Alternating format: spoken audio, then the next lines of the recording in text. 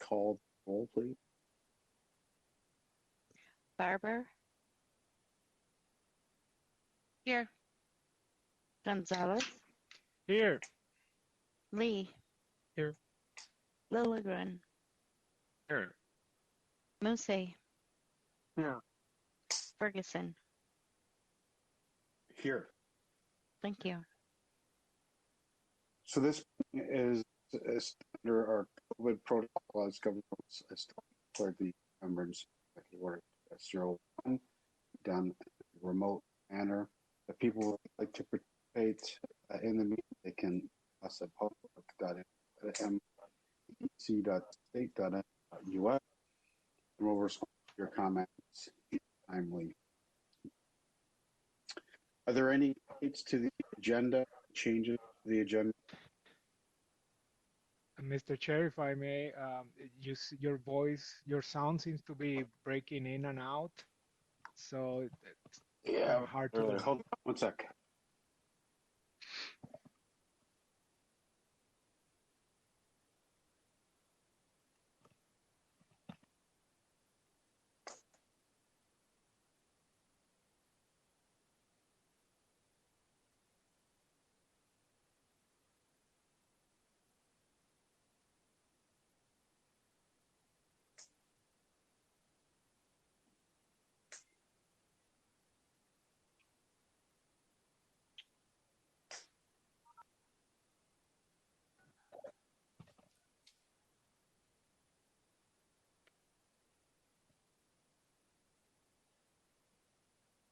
Can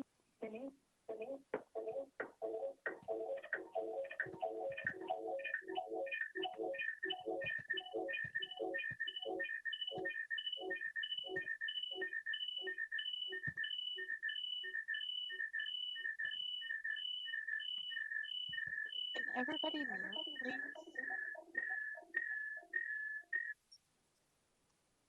Thank you. Whoever just called in, is one was.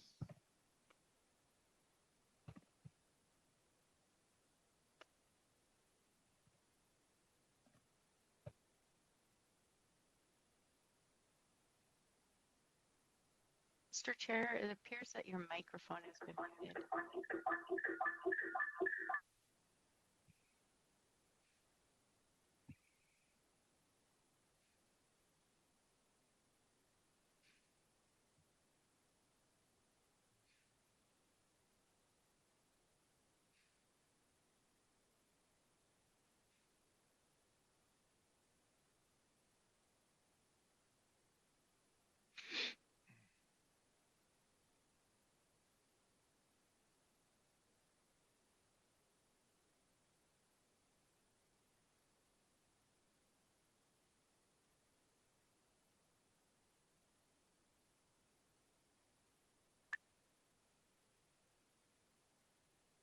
Can people hear me now? Yes. All right. We will do this the old-fashioned way. Does that sound better? Yes. Yes. All right. So, are there any changes to the agenda?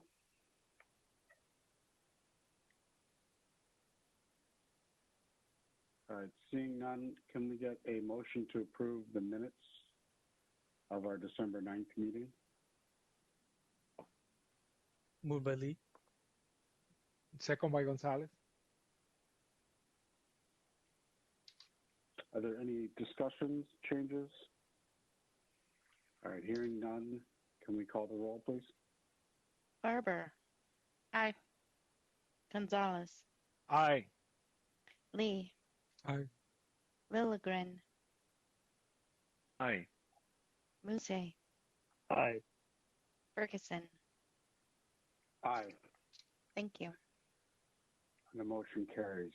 The first business item that we have, and the only business item we have, is 2021-9, labor agreement with the Transit Managers and Supervisors Association.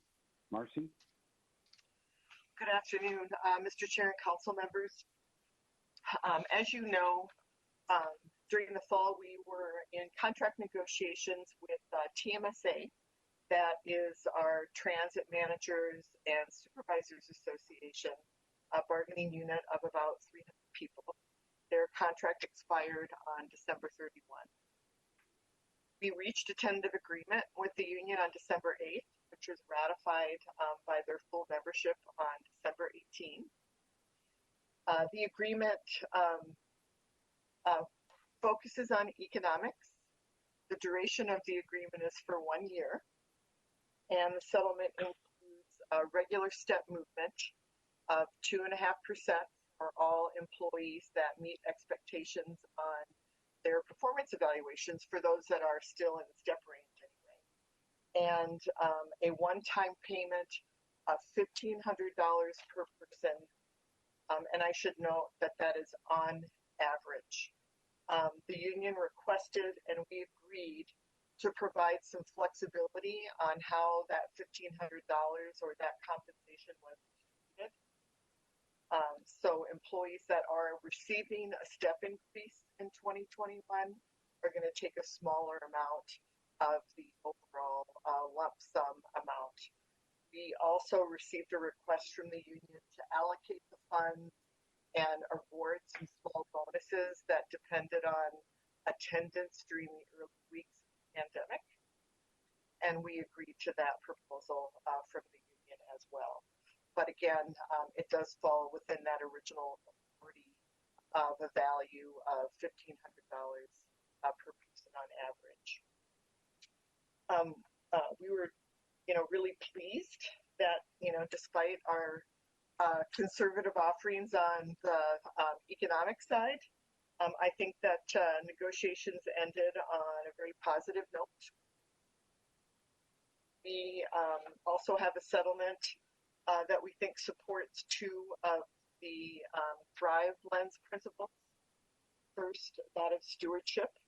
It's a settlement that falls well within the financial parameters established by the council last year for bargaining costs, and also prosperity, despite our current financial condition, our economic situation. We think this agreement represents a fair and reasonable settlement and demonstrates our commitment to our employees.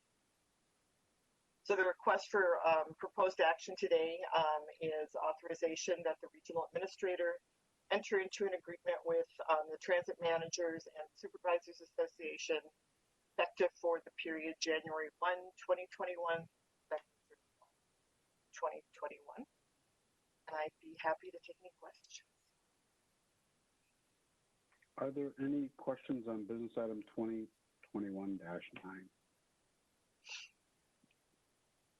All right, seeing none, can we call the roll? Actually, can we get a motion to approve business item 2021-9? Moses moving. Is there a second? Second by Barber. Okay. Is there any other discussion? All right, seeing none, can we call the roll, please? Barber. Aye. Gonzalez. Aye. Johnson. Oh, sorry. Lee. Aye. Lilligren. Aye. Muse. Aye. Ferguson. Aye.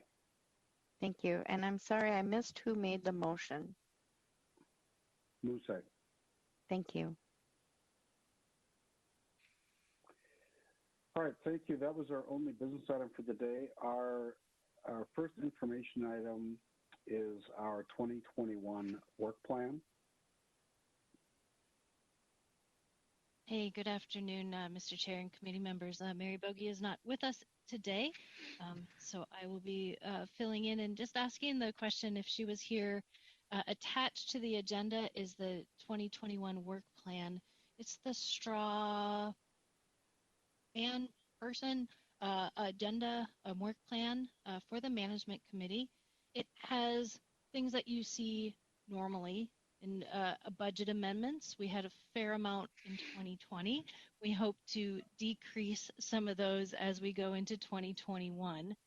And some of the financial review.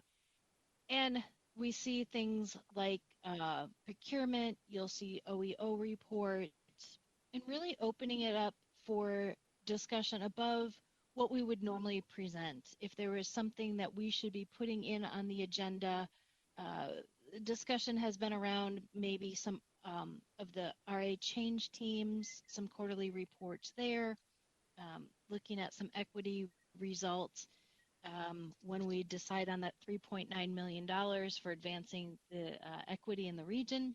And just, like I said, opening this up for discussion of what you'd like to see um, from us to you in 2021. Are there any items that council members would like to make sure we add to the agenda? Councilmember Barber.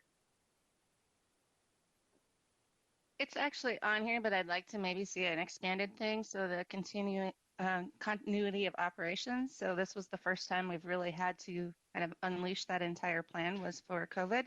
And I think it would be a good idea to maybe look at that in a little more detail, see what worked, what didn't work. This was certainly the broadest application that we've had to use of it to date and would be a good idea to look at. Absolutely. We are, Mm-hmm. Mr. Chair, we are obviously still executing on a daily basis, and it's becoming probably blurrier as we move forward what has become our new normal versus what is really off of the COOP plan. And we are compiling lessons learned as we've moved along, and that's a really good idea to present to you.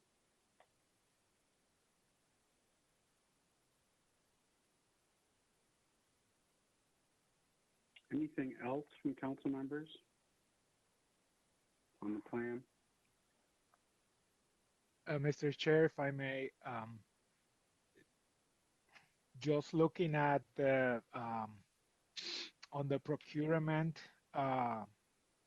item under human resources, on the NCUBE initiative and goals, I'm assuming that this particular item is going to be more fleshed out and there's going to be more details as to what exactly the new or ongoing initiatives entail.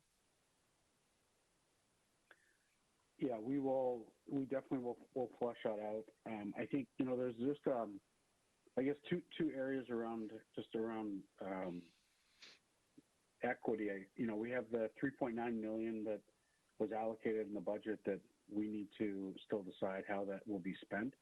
So the different leaders of the different departments are looking at options for that, and then we are gathering those up. So each of you that chair a committee, we should be looking at that probably in your committees and thinking about what makes the most sense. I suspect there will be, more requests for money with different equity projects than there might be funding for. So we'll have to take a look at, what are the top priorities. And the ask has been made to, there's a bit of a tendency, I think, among some to just, everything has an equity component to it that we do, but to really think about what is, sort of going to change our racial equity in the region and what can we measure the impact, right? So something that is, for example, just good for everybody doesn't necessarily mean it actually has a component of improving equity if it is something that just helps everybody in the region and is good to do. Not that we shouldn't put it in the budget, but probably not for this 3.9 million. So as you're thinking about that with your committees and looking at those ideas and working with the leaders that report up to those committees, just be thinking about how we would use that. The one other bigger equity piece that I think we should talk about, not necessarily today, but have on our agenda is, I think our organization, the council, and most other organizations have a tendency to make equity the problem of the OEO office. And so, when we listen to business items that come through the Transportation Committee and other committees, people say, well, the OEO office didn't give us an objective or a goal for equity, so we didn't do anything on equity. And I think we should be, as an organization, be looking to the leadership team to really be advancing equity and taking ownership of those numbers. The OEO team, I think, in my opinion, is facilitating and providing some of the tools, but equity, the ownership of equity and changing how we buy and how we hire really comes from the leadership of the various departments, right? So SI doesn't have the budget to buy buses or the budget to, build a water treatment plant or buy any services that environmental services does. She's providing a list of people that are available and based on data says what the goals, what would make sense for the goals to be. That doesn't limit our leadership people from overachieving those goals and taking it upon themselves to advance equity within their departments. And my sense is not only here, but at most organizations, we in Minnesota, we have a tendency to do the minimum, right? So if there's not an equity goal, it is rare that we hear from a department where they have a procurement, they go, OEO didn't give us an equity goal, but we went out and found a minority supplier and we used that supplier. So that would just be something I think would be good to be on our agenda and understanding how each department is advancing equity and making different and better hiring decisions and buying decisions within their departments, and just look at those numbers and get a sense of where we're making great progress and where we're not, and when if we're being successful in certain departments, what are they doing differently that's allowing them to be more successful, and how can we take that learning and use that in other parts of the organization. And so that would be one of those things that we probably, some of the pieces that we need are data. And so that's one of the uses, one of the requests that will come through from, I think it's procurement on, will be a request to be able to upgrade some of our systems so we can provide better data to people to be able to track what they're doing and where they're spending. Any other comments? Councilmember Barber. Hi, thank you. So thank you, Mr. Chair. So I think another one that we should look at was as we developed the tribal relations policy, it came through the management committee, and that's also been in place for about 1.5 years. And I think that we've utilized it in some different forums, whether it was going on policy plans review, the process of official consultation. It might be a good idea to look at that again to see, again, now that it's been in place for just a little while, what's working, what's not working. We know we're going to have some upcoming tribal consultations relative to the Riverview corridor, so it would be good to make sure we kind of have that whole system in place the way we want it to. Agreed.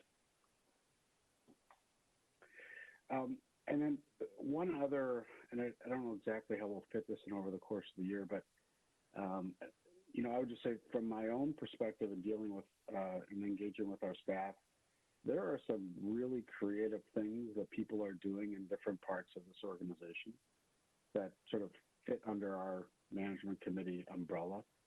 And I think we should take some time to maybe identify some of those and have people give us some opportunity to present those back to our group, so that one is we get some acknowledgement of the creative work that's getting done, but then also make sure that everyone in the council, or at least on our committee, is aware of some of those projects. And so just I just think we'll have that intermittently throughout the year, but just finding ways to make sure that we are highlighting that creativity and that thought leadership amongst our team. Anything else that we should add? Councilmember Barber. Thank you, Mr. Chair. I'm just going to respond to your comment. I think that's a really good idea. The first year that you guys were on council, there was a lot of the presentations and information items were background things, educational items, and then we went into this virtual meeting mode. And it would be good now because that had been, I think, done historically, where we learned about programs like, even our bus mechanic training program, some of these sorts of things that were great great things that were in programs in place at council, but it gave them a new highlight, and it's a good chance to kind of inform not just us, but even the public some of the creative things that we're doing. So I think a return to that would be very good. Okay. Mr. Chair, this is Musa. I would also like to, add to your point that it's important that we, highlight those success stories for the purpose of so other areas or maybe other departments who are not doing as maybe as well can learn from it and can duplicate those success stories so we can really focus and help each other internally and because we live really in a very critical time and it's good to have some inspiring stories so that others can follow. Okay. Anything else we should add to the plan? And if there are things that come up throughout the year, just definitely email me and we can. This is not a plan that cannot be amended or changed. It's just to give people a sense of how we see the year rolling out. So, okay. Great. With that, is there Thank you. somebody? Thank you. All right. Is there a motion, Councilmember Barber? Thank you, Mr. Chair. Mr. Chair, I move to close this meeting under Section 13D.03, Subdivision 1 of the Minnesota statutes so we can consider a labor development and negotiation related to labor strategies. Pilgrim seconds. And just one, I guess, amendment to that. We will not be coming back into session afterwards, right? So at the end of, we will not have any other business. So we will, at the end of that conversation, we will adjourn the meeting. Correct? Correct. Correct. Okay. All right. We have a motion and a second. Can we call the roll, please? Barber, Aye. Gonzalez,